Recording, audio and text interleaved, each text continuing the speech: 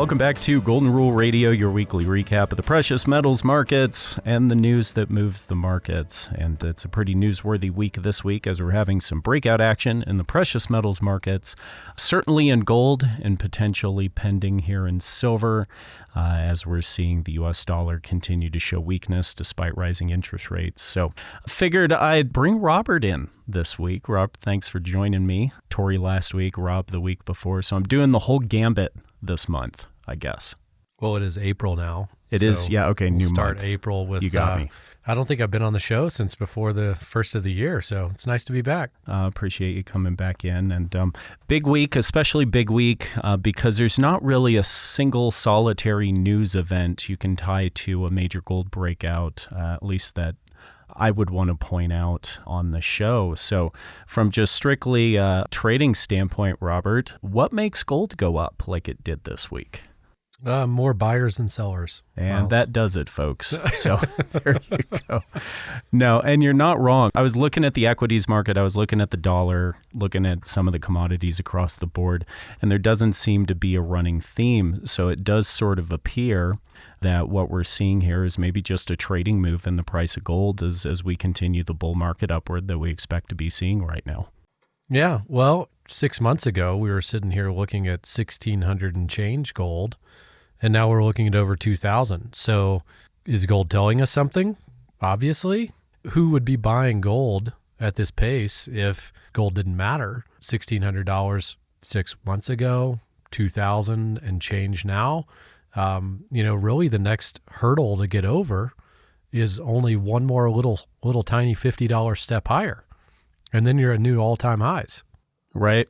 And probably extending beyond that. So I appreciate it. You sent me a chart a couple days ago. Right. Showing some of the compression that we've seen here recently. It's so basically like a pennant formation or a flagging sideways after the move up. And typically those will shoot another move higher. Yeah, and a pretty aggressive breakout. And then another one of our advisors here, Michael, sent me a couple charts just showing some extrapolating out some potential highs in this move from Fibonacci levels. So we'll definitely take a look at that. This was something I actually brought up when I was talking with, I think it was Rob a couple weeks ago when we were in here, is when you have the type of move up in a market like we did, where you have pretty much a parabolic move up over a short period of time, say going back in March, usually have a significant overbought position in the precious metals, in this case, what we saw in gold. And one of two things have to happen. You're either going to have a retracement back down, or you're going to have it sit sideways for an extended period of time. You've got to shake out the overbuying somehow. And in this particular case, as you pointed out, what we had is what we call a pennant pattern form in the price of gold, where you have sideways trading, where you tend to form this compression down to a point and then a breakout one direction or the other. And that's exactly what we've seen this week. So it wouldn't surprise me to actually see gold possibly continue up, maybe into another compression pattern. But ultimately, and then moving over to some of the stuff that Michael sent me, so appreciate that, Mike. Some of the stuff that Michael sent me, if you extrapolate out some of the potential Fibonacci corrections as to say, okay, how high can we get now in the price of gold? What's a reasonable high we could get to in the price of gold to where when we do see a correction back, it's going to line up with some of the price action that we've had here over the last month or two. And you're really looking somewhere in like the 2150 to 2200 mark. So I think you're right. We're not too far away from breaking into those new all-time highs, and eventually we're going to push above them to a point where we're setting something a little more significant than this just shy of 2100 mark we've bumped against a couple times over the last few years. Eventually we're going to set kind of a new normal. Yeah, the momentum is obviously up with gold. And from the bottom at around 1620-ish, to where we are now at 2020 on gold. Here we are recording Wednesday. What is that? About a 25% move off that bottom right in 6 months. That's quite a move for, just an old pet rock, right? That a lot of people think doesn't matter. Well, obviously it matters in world trade. Obviously it matters to the central banks who bought more gold than any other year last year for 70 years. So gold having a historic value like that, momentum's clearly up with the market. And one thing that I see here, just in a very zoomed in view of the chart, is that if gold closes where it is right now at 2020, if it closes the day, then it's going to be forming what we call a Doji Candle. Doji Candle, we haven't had a Doji Candle, just scanning back through here on gold. We hadn't had one of those in a long time on a bottom or on a top. So, momentum's clearly up.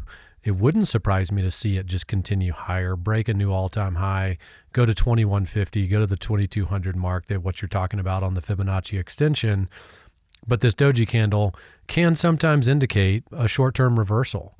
So I'm seeing that right now. Maybe that's nothing. Don't want to ever read too much into a daily action chart, daily action candle. But it's possible that we have had, a 25% move, and potentially at some point you're going to have a pullback. But the larger theme is that gold's momentum is going to stay up regardless of whether we have the pullback. But it wouldn't be surprising. At some point, we're going to have a little bit of a pullback. That's going to be your opportunity to get in. Ultimately, gold's going to break the all-time high probably this year and continue up to the 21, 22, and beyond numbers. Yeah, I think that's a great point. And I think it's important, especially in a time when there's so much concern across the board, from the banking to the equity to the bond sector, and just a concern over where do we put our money nowadays as American investors. You're seeing a lot of liquidity getting pulled from various locations, a lot of money moving between banks as people are looking for what they think might be a safer bank.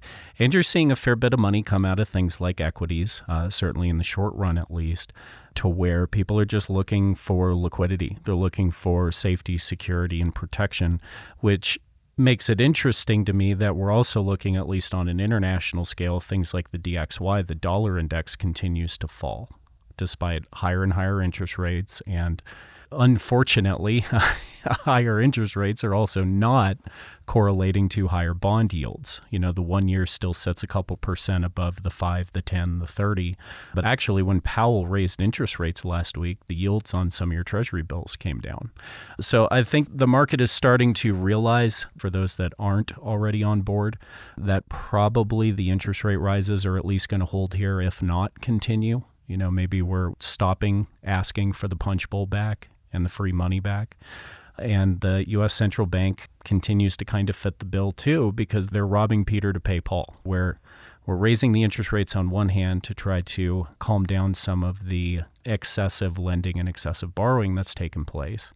But then all the work they did to tail off some of the U.S. Central Bank balance sheet buying over the last year, decreasing their balance sheet over the last year. In the last couple of weeks, they've given up about 2/3 of that ground as the balance sheet total has increased significantly again. So sure, it's probably propping the U.S. equities market up, but it ain't helping the dollar any. And with other countries like China starting to branch out and continue to look for other trade partners outside of the U.S., you're seeing less and less interest in U.S. Treasury bills. You bring up the other markets that obviously affect gold and silver. I thought when we had that banking crisis, would the banking crisis, obviously the banking crisis has been pushing people into metals. I mean, we've seen it here with demand for physical product and premiums starting to rise. So won't be surprised when we see shortages there. But I kind of thought, is the banking crisis also going to push people into stocks? Instead of being in the bank, why don't you just buy stocks? And it sure seems like since the banking crisis a few weeks ago, look at the stock market. It's gone up. Well, I don't think that's a long-term trend. I don't think the stock market's going to continue up to new all-time highs before it actually heads a lot lower. So it sure feels like the stock market has had this boost up, and market's fairly bullish, but you're about to enter into, here we are, first part of April, you're about to hit May, which the saying, sell in May and go away. Every year you come in here in April and you say sell in May and go away. And you know what? Every year you've been right. Well, maybe not every year, but we're going to say every year. Every year. It feels better if you say every year. But that's the 6 months of the Stock Trader's Almanac saying don't be in the stock market. So if you are in the stock market, I'd be very careful about holding on and just letting it ride for the next 6 months. You've got plenty of economic indicators that are indicating we're either already in recession, heading into recession, and stock market doesn't necessarily always go with the economic numbers, but there's enough fear out there that holding on to stocks for the next 6 months is probably not a good idea. Would you agree with that? Oh, definitely. I think the average American does agree with that, because I'd be curious to know what percentage of the stock market rise has been driven by, say, U.S. central bank buying, and what percentage of the stock market rise has been driven by just average investor. That would be an interesting thing to dig into. Yeah, well, let's jump to silver because silver's exciting. Silver had that range where it traded for a couple months around 24, 25 before it came down to 20. Quickly, here we are back up above the previous range. And so on a short-term basis, you could say that we're short to medium term. You could say that we actually just broke out because it just pushed up to 25, which is above that whole range where we previously were. Silver's maybe run into psychological resistance at 25. Here it is kind of just trying to figure out where it wants to go from here. But I'm super bullish on silver. Silver could double from here and still be below its all-time high, or even below the high that it had in 2011. So silver's got a range to move way up, and I think it'll do that quickly, especially now that momentum is up. Yeah, and that's been our argument for a while. Gold pushing the all-time highs and even breaking the all-time highs in the last couple of years, silver lagging significantly behind. I was talking to a client about that yesterday because he was asking, what kind of potential are we looking at in silver versus gold, and time frame, and how does it compare to gold? So I went back and I looked at the 2008 market crash and how gold followed between like 09 and 11 as gold was putting in that initial time we almost broke 2000. Gold was definitely the more steady metal through the bull market, but silver just had that moment for about 9 months there where all of a sudden it goes from $12 to almost $50 in a short period of time. And you can see that in the more volatile metals. And I think part of that's attitude. There seemed to be this attitude of, what do you mean gold's not $800 anymore? It's $1,600, it's $1,700. Gold's gone to what? Oh, well, maybe I'll buy silver. What's that? $15? Sure. So I do think you see that. Nowadays, we've got a very different thing going on that I know you and your clients, just like me and my clients, are working through. And that's just the supply and demand pricing on silver, at least as far as physical goes. So what do you think are some of the ways we can work around problems like major price discrepancies in the market? Well, yeah, it's been a different premium that you have to pay for physical silver since COVID? Right. 3 years now? Yeah. So prior to COVID, we had reasonable premiums that you could buy silver not too far over spot. Now you're looking at different products that are pretty pricey over spot, especially Silver Eagles. Even Silver Maple Leaf premiums have moved up because of the shortage. So it's somewhat of a new normal with paying for physical silver versus just looking at the spot price. And we've seen enough demand here in the last few weeks that, yeah, if things continue this way, you're going to have higher and higher premiums. I won't be surprised when that happens with gold too. I think some of the premiums on certain products of gold have started to rise. At some point, silver starts to catch up to gold, but at some point you're going to get left behind with price. If you're not in it, if you don't own it, where are you going to buy it? As it's going parabolic? Because that's what it seems like it's going to do. Both prices, gold and silver. Yeah, and I think that's a great argument for a couple things. First, you want to be consistent with any of your investment decisions. Like one of the programs that we have, our vaulted program, I like because it allows me to do something every paycheck. So there's a good way for me to just dollar cost in on a regular basis. Yeah, he's talking about Vaulted, which is one of the McIlvaney companies. McIlvaney.com. You can find a lot of information there. Vaulted.com. You can open an account within a minute and be buying gold either manually, or you can set it and leave it where it moves money into gold every 2 weeks or every month. And one thing that we're about to launch is adding silver to that, which has been in high demand. People have been asking. So if you don't have a Vaulted account, go check it out, vaulted.com. And then there's a pop-up that's going to show you that we have a wait list for silver and some offers there. So between doing something consistent and then looking for opportunities when, like you were talking about earlier, when you go parabolic, hopefully you do get those pullbacks, right?